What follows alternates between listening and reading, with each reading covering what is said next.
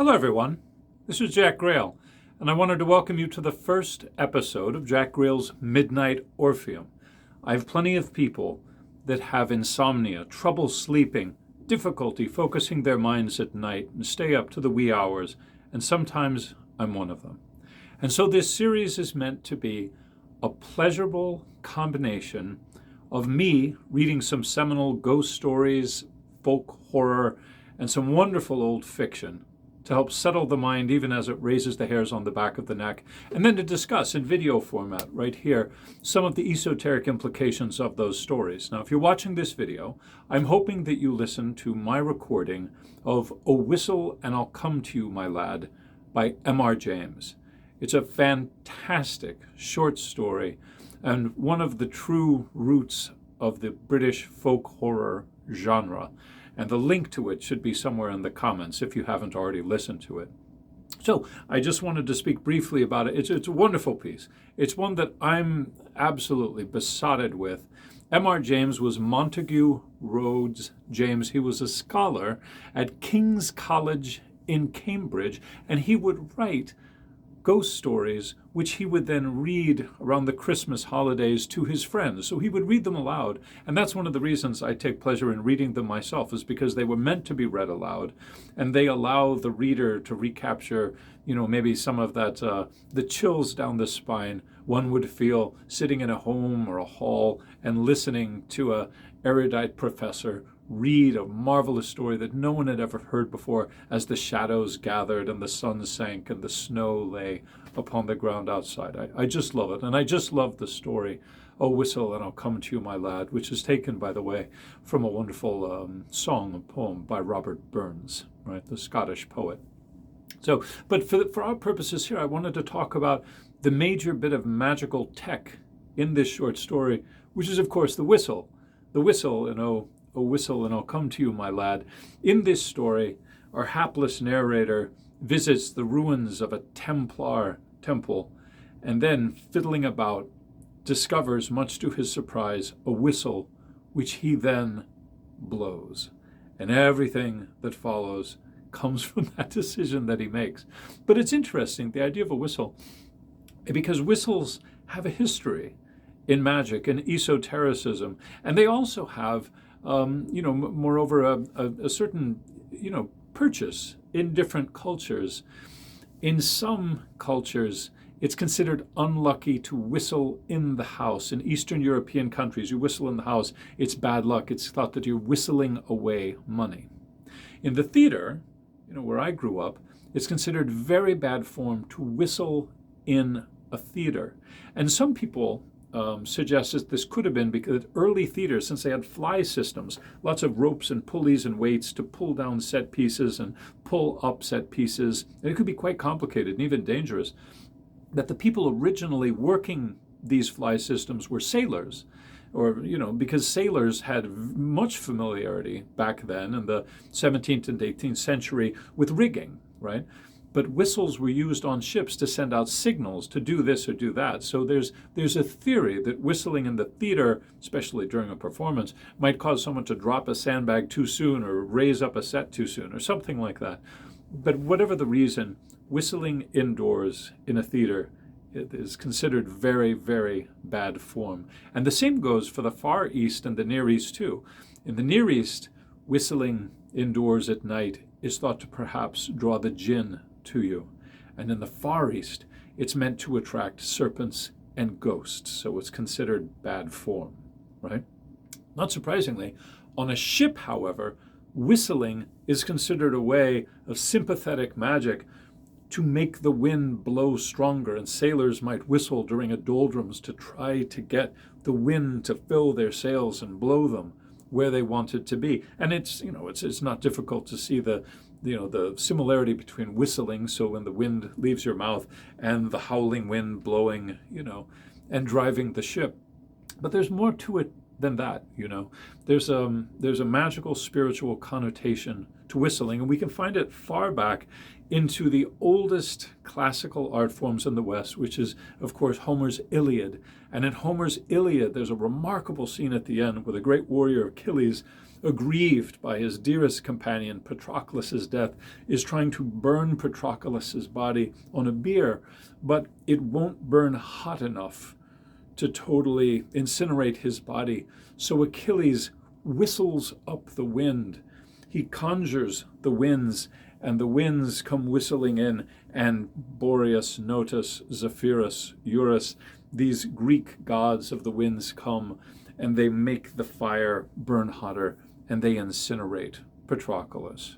Yeah.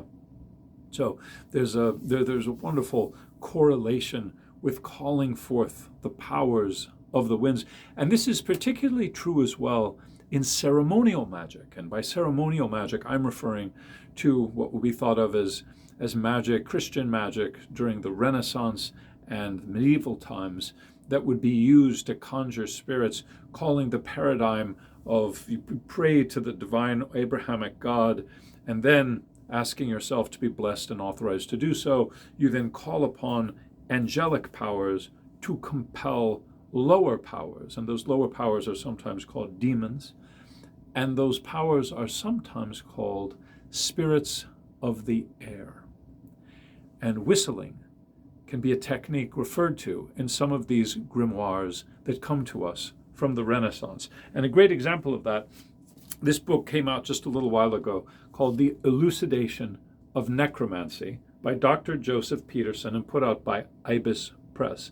And this is new material, old material that's based around what had been known as the Heptameron. And the Heptameron is a remarkable, and I'm very passionate about the Heptameron, it's a remarkable conjuration of the spirits of the air, or the kings of the air. And there's a different one for each day. So there's a king of the air for Monday, a king of the air for Tuesday, king of the air for Wednesday, etc. And as you might imagine, each one has a different jurisdiction. They can give different gifts and powers, and they have different appearances, and they're attended by a different cohort of aerial spirits. And these aerial kings, these spirits of the air, that's what you're conjuring. And one does it, of course, by prayers to God, by the compulsion of the angels, by threats and promises, and you use your personal relationship with the divine to call them forth and conjure them by these angelic powers that compel them and are over them, which is a system, even older than the Testament of Solomon, which supposedly was from the 1st century AD. But by doing so, one of the means of conjuring spirits like this was using a whistle, all right? And there's Dr. Peterson writes in this book, he says, he talks about how the whistle is described in some of the early versions of the Heptameron that are found in this elucidation of necromancy. And then it goes on to give some examples about that. And he even quotes from some of the workings.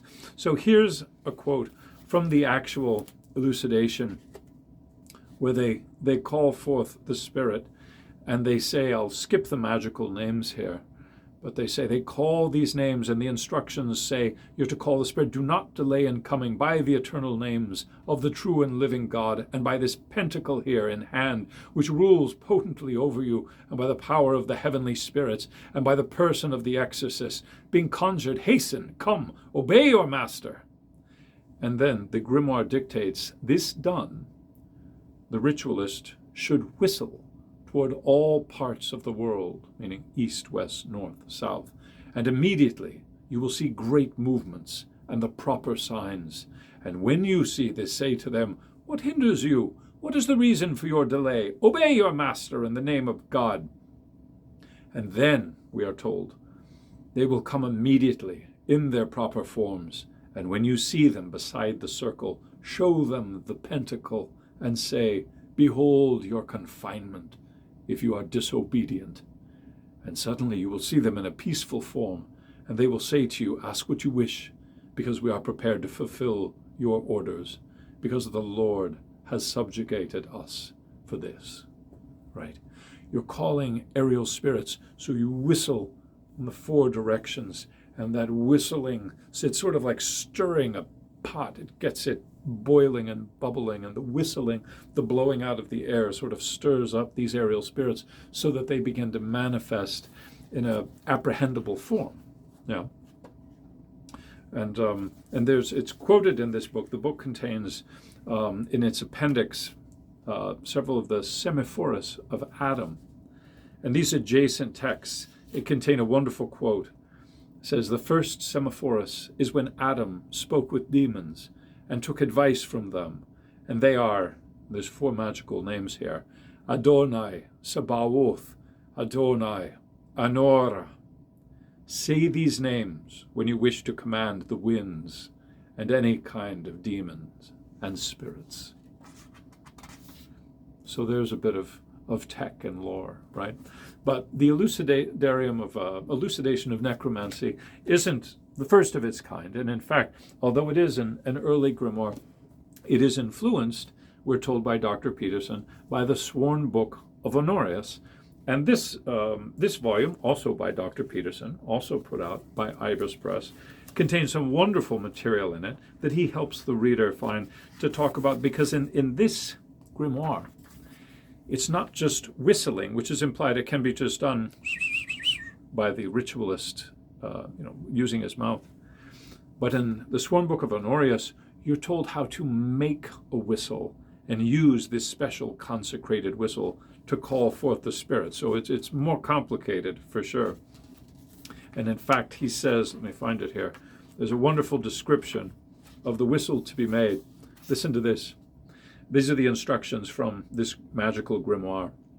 Make a whistle from white copper or silver, gold, or even hazel, and it should be heptagonal, i.e. having 7 sides. So they're anticipating a whistle that's sort of a longer whistle, like a flute, but it has 7 sides, kind of like a pencil, has beveled sides on it. It may be as large as you please, and its length should be as long as 3 fingers. Then on the top should be engraved these names, and it gives 9 names, probably 1 for the top, 1 for the bottom, and 1 for each of the 7 sides. It says, and afterwards bless it, except that you should change the wording. Instead of saying you are commanded to be put into the seal of God, you should now say, I command you to clang and proclaiming the spirits. And listen to this. It says, and know that whenever good angels are called, you must not have the whistle, the wand, or swords. And you must stand outside the circle. You stand outside the protective circle because you don't want to be protected from good angels, right? And it says, and they themselves, the good angels, will appear within the circle, which should be 3.5 feet. But you must have those instruments, i.e. the whistle, the sword, etc., when dealing with aerial or terrestrial spirits. But it differs between them because those of the air appear above the circle, in the air, while you are within the circle. And it goes on to say those of the earth appear within the earth, within the circle. So it's interesting, right? He goes on to talk about he says, thus, and this is from the Grimoire, this one book of Honorius, thus the spirits are divided into 4 categories: celestial or higher angels, planetary or lower angels, aerial spirits or daemons, and terrestrial spirits. The aerial spirits are listed along with the planetary. And it goes on to say, let's see here, there's a wonderful quote which I wanted to read, which talks about the air itself. Why are aerial spirits sort of these lower, what was often called the sublunar realm, the realm between the moon and the earth, where sort of anything goes, right? The spirits in this place were ruled over by the moon or lunar influences, meaning that they were fluctuating. They weren't eternal and constant. They alternated, they waxed and they waned. They weren't of the sun. They were of the secondary world whose essence was subtle. They were persuadable. They were subject to influence. And this is a quote, this is wonderful, from the Sworn Book of Honorius. The air is a corruptible element, fluid, subtle, capable of receiving qualities from the others, and is plainly invisible, but it is seen to be composed of parts of itself, in which are spirits, which the Holy Mother Church calls the damned, but they themselves assert the opposite to be true, and therefore we prefer to call them neither good nor evil. And those spirits that are governed by air act according to the nature of air itself, and therefore we can understand their nature. The air, therefore, insofar as an element, is governed by the influence of the planets. Therefore, it readily takes on diverse combinations, which we will now describe. For there are certain daemons established for the disturbance of the air, which Solomon calls winds, because they raise up the winds, and behind which the air is moved, and a spirit of that part may be compelled to serve. Hence, each one should consider which wind is suitable for the operation, because the daemons of that part are awakened then. But the wind for the invocation is not always easily discovered. It's great, right? It goes on to say there are two kinds of aerial spirits, for some are good and others evil. Some are mild, others wild, like people, right? And says the good, mild, faithful ones are the eastern and the western ones. But they help in good. They rarely harm anyone unless they're forced with divine strength. But the evil, arrogant, wild ones are the southern and northern ones. And they are called evil because their works are evil in everything, and they willingly harm anyone, and will scarcely do good for anyone unless they are forced by superior strength. And then it goes on to say, but between those there are others on both sides of them, which are neither good nor evil, because they obey in everything when invoked, whether it be for good or evil. And it goes on to talk the spirits of the east, west, north, and south. And it's not terribly hard to understand where he's coming from, because an east wind or a west wind, most winds come from the west, and the east wind would come sort of from the sun, the rising sun, so they're considered beneficial. But a south wind could be considered bringing hot, dry air and drought and the disease and contagion that comes with the summer season when water gets stagnant and flies and bugs are aplenty. And of course, the wind from the north would bring cold and darkness and, the chill and the hard weather in the winter. So he talks, and it's interesting, about how these spirits take on, because they're of their air, they basically take on planetary influences. They absorb them, sort of like, some types of food absorb the flavors of other things more readily than others do. So these spirits are influenceable. They're colorable by the planets and by the decans and by what day of the week they are. And that's why these grimoires break down categorically how to call them. And one of the ways they do it is by whistling, to whistle down the wind, right? To call forth. And it makes sense, too, from a practical standpoint. How do most people call a dog across a field, right? They whistle. And people in traditional cultures often will have special whistles or high-pitched cries for cattle or for sheep or for goats or herd animals like that, especially if they have to call long distances. It's a way to call the thing, right? It can be heard. And there's something uncanny about whistling, too, isn't there? It's a sound you make, but it's not speech. And yet it can be heard and understood as if it were speech. But there's something about it, especially a loud whistle, that goes far beyond what you would think sometimes that a human could make. It sounds kind of an unhuman sound. It sounds elemental. And one time I was in a hotel room in Ireland, and the wind picked up outside, and it didn't sound like wind, like a rushing sound. It grew higher and higher and higher until it became a piercing wail. There's no other way to say it. And it sounds obvious because of the Irish tradition of the banshee, like I'm trying to refer to that, but it was astonishing. It did not sound like the wind. It sounded more like a voice, and it was a high-pitched shriek. It sounded almost like a steam kettle boiling, And it gave me the chills then, and it gives me the chills now, just thinking of it. So I think that there's something to be worked with here. And if you're looking for ways to accelerate or add traditional elements to your workings and your rituals, then using a whistle to call forth that which you have conjured will be a wonderful way to do it.